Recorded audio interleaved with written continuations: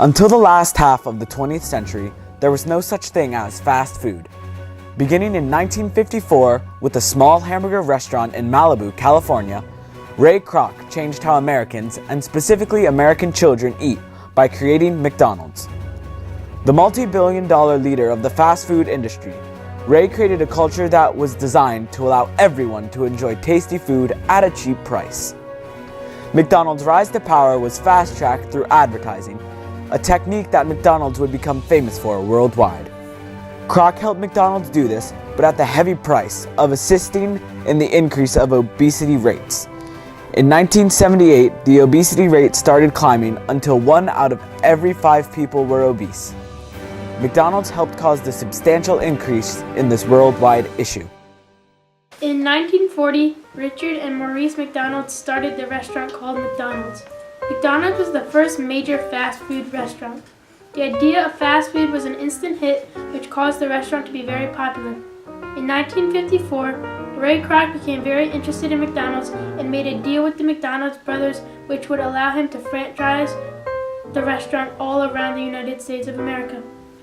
During the rest of the 1950s, Ray Kroc started to open McDonald's all over the United States.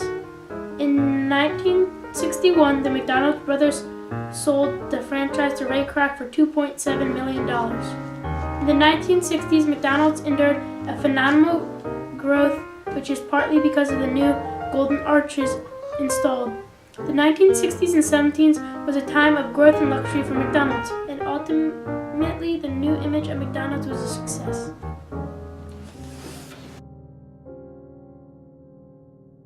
I have to hurry to see the boys and girls at McDonald's. Here, take my car. McDonald's has been targeting children through advertisements since 1963. The bright colors and cartoon characters have attracted children. Mount Ronald.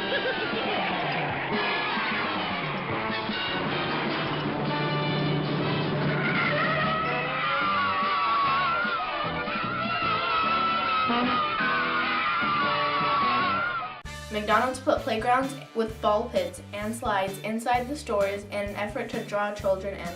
As children generally go by what's fun and exciting rather than healthy, the Happy Meal and colorful playgrounds attracted the children. In a study done in 2009, McDonald's targeted 40% of its advertisements at young children. Mascots for McDonald's, cartoon characters based on the items on the menu, were mostly developed in 1971. The famous Ronald McDonald, a smiling clown designed to be a positive character, would attract kids to McDonald's. McDonald's also introduced mass advertising to the food industry. By the 1990s, 40% of kids under the age of 7 who ate fast food in America were eating at McDonald's. By 1985, McDonald's spent $305 million on advertisements, the most any food company at that time had ever spent.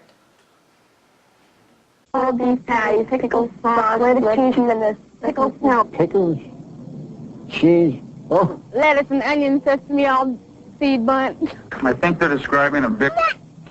2 all beef patties, special sauce, lettuce, cheese, pickles, onions, all the sesame seed. McDonald's Big Mac, the great big sandwich with a great big taste. Lettuce, Pickles, cheese. hey, that's a... Big Mac. You deserve a break today at McDonald's. McDonald's became a pioneer in creating catchy television slogans that would draw people to McDonald's and to particular products. One of the most famous slogans was created in 1975 for the Big Mac sandwich. In this Big Mac campaign, Americans would attempt to recite the ingredients of a Big Mac as fast as they could. In some McDonald's locations, if customers could recite the ingredient list in 2 or 3 seconds, their Big Mac that day would be free. While its marketing and business strategies were successful, McDonald's helped cause health problems for Americans, especially obesity.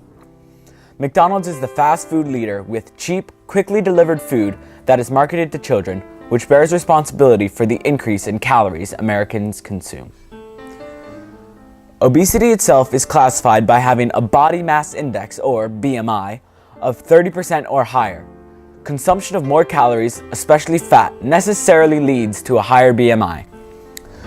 The products most advertised by McDonald's are the Big Mac, consisting of 520 calories, French fries, consisting of 512 calories, and Coca-Cola, consisting of 138 calories. These are the 5 main causes to obesity, according to the Food Research and Action Center. McDonald's has helped add to the obesity epidemic through these causes.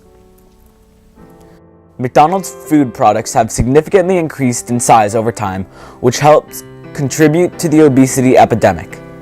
The original French fry container for McDonald's was 3 ounces.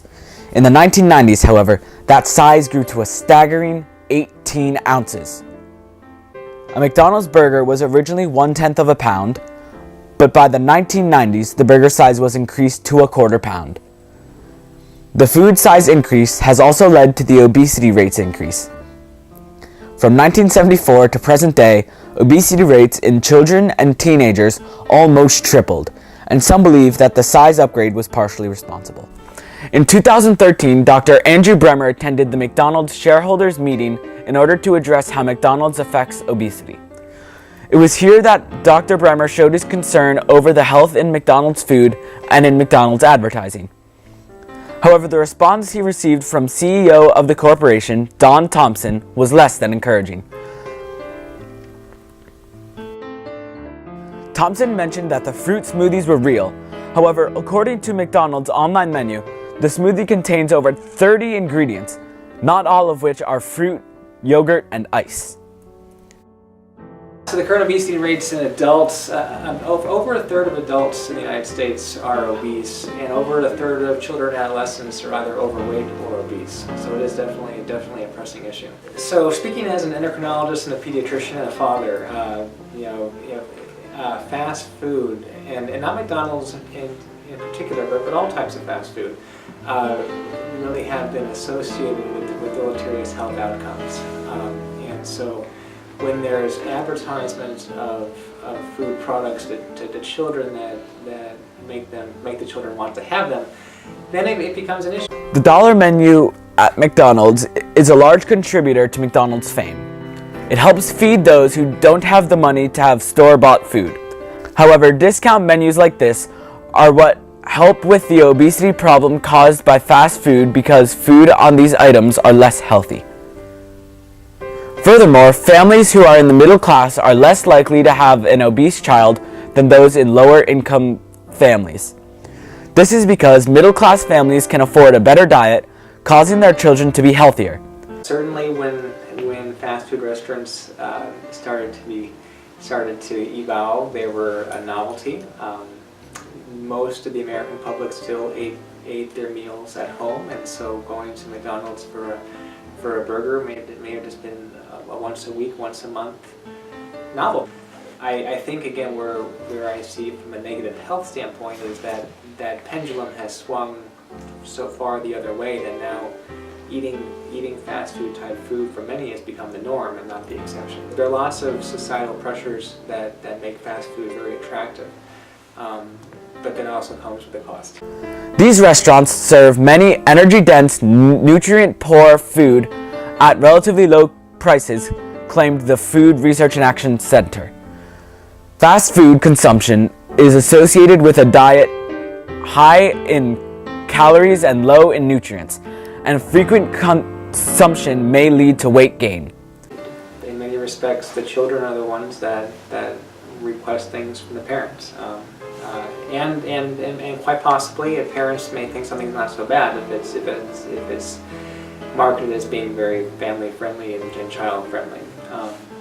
So again, this is my supposition, but I think enticing children to develop brand loyalty at an early age then makes that individual loyal to that brand for an awful long time.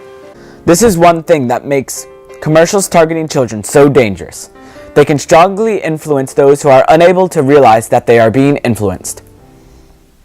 Without substantial nutritional value in the food they served, McDonald's did more than serve tasty food at an affordable price.